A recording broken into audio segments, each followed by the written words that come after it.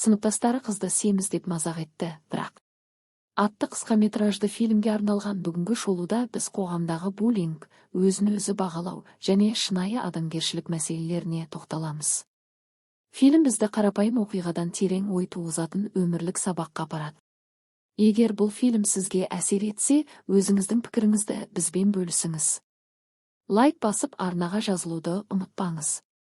Қоғамдағы әрбір жағымды өзгеріс сіздің қолдауыңызбен басталады. Фильм мектеп кезеңіндегі оқушы қыздың өмірінен үлгі алып, оның сыртқы келбетінен туындайтын қиындықтар мен кемсітулерді көрсетеді. Бастапқыда қыз сыныптастарының күлкі объектісі болып саналып, артық салмағы себепті қоршаған ортаның қысымына ұшырайды. Дегенмен уақыт өте келе оның ішкі күш-қуаты, батылдығы мен мейірімі арқасында жағдай өзгереді.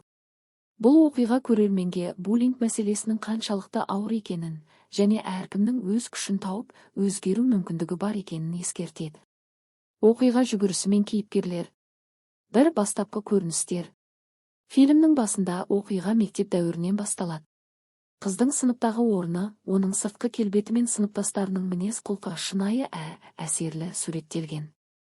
Әрбір кадрда оқырман қыздың ішкі сезімдері мен оның қоршаған ортасының қысымын сезеді.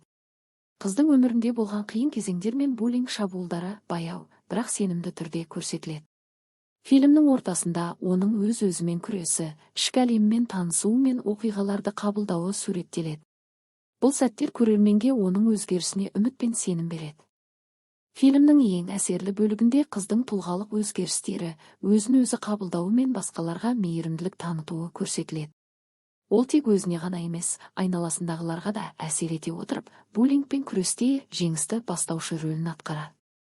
Көрермен әрбір сәттен өз өміріндегі қиындықтарға жаңа көзқараспен қарауға шабыт алады. Буллингтің әсері. Фильм буллинг мәселесін нағыз өмірден алынған нақты мысал арқылы көрсетеді. Бұл көріністер көрерменге адамдардың ішкі әлемін, олардың сезімдерін және буллингнің қаншалықты ауыр зардаптар әкелетінін түсінуге көмектеседі. Өзін-өзі қабылдау мен өсу.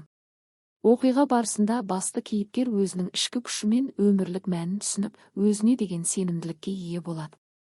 Бұл өз кезегінде көрерменге өзін-өзі дамыту мен өзгеріске ұмтылудың маңызын ескертеді.